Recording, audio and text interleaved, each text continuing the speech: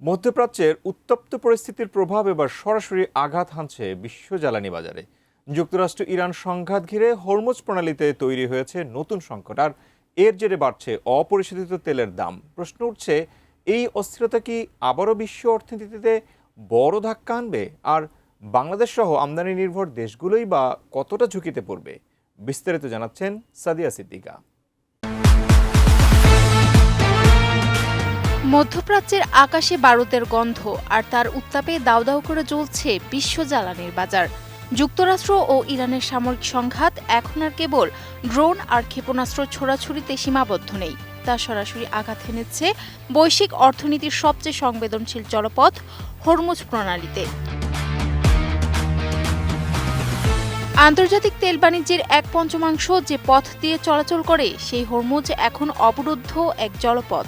উত্তেজনার পারদ চড়ে সোমবার আন্তর্জাতিক বাজারে ব্রেন্ট ক্রুডের দাম 1 লাফে 2% বেশি বেড়ে $90 ছাড়িয়েছে।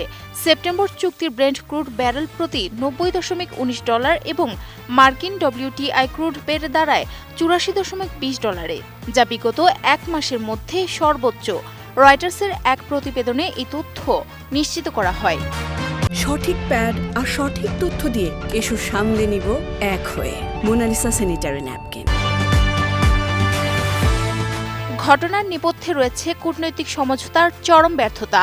প্রেসিডেন্ট ডোনাল্ড ট্রাম্পের উদ্যোগে হওয়া সামরিক যুদ্ধবিরতি ভেঙে পড়ার পর ইরানের টানা 9 রাত ধরে হামলা চালিয়েছে মার্কিন বাহিনী। পাল্টা জবাবে কড়া বার্তা দিচ্ছে তেহরানও। এর মধ্যেই হরমুজ প্রণালী দক্ষিণে বিকল্প পথ ধরে যাওয়ার সময় বিস্ফোরিত হয়ে অচল হয়ে পড়ে দুটি বিশাল তেলবাহী ট্যাঙ্কার। ওমান উপকূলে আগুন ধরেছে অপর একটি জাহাজে। একে অপরের ওপর নৌ অবরোধ আরোপ করায় এই জলপথ দিয়ে জাহাজ চলাচল এক প্রকার থমকে গেছে।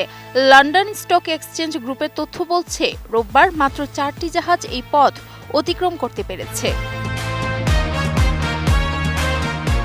বাজার বিশ্লেষক সংস্থা ING ও বার্কলেজের মতে, বৈশ্বিক তেলের মজুদ এখন গত 5 বছরের সর্বনিম্ন পর্যায়ে। সরবরাহ ব্যবস্থার এই ঝুঁকিতে বিশ্ববাজার যখন কাঁপছে, তখন নতুন করে দানা বাঁধছে এক পুরনো আতঙ্ক।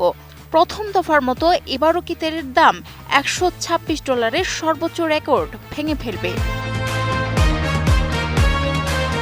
তেলের দাম $100 পার হওয়া মানেই বাংলাদেশ সহ আমদানি নির্ভর দেশগুলোর জন্য চরম দুঃস্বপ্ন।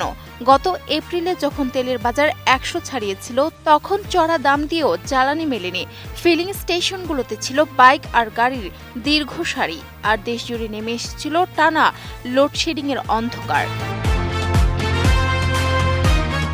2022 সালে রাশিয়া ইউক্রেন যুদ্ধের পর তৈরি হওয়া সেই চেনা সংকট যেন আবারও দরজায় কড়া নাড়ছে। এদিকে বিশ্লেষকরা মনে করছেন, সংঘাত যদি শিগগিরই থমকে না দাঁড়ায়, তবে তেলের এই চড়া দামের সরাসরি মাসুল গুনতে হবে সাধারণ মানুষকে। Sadia Siddika, ATN news.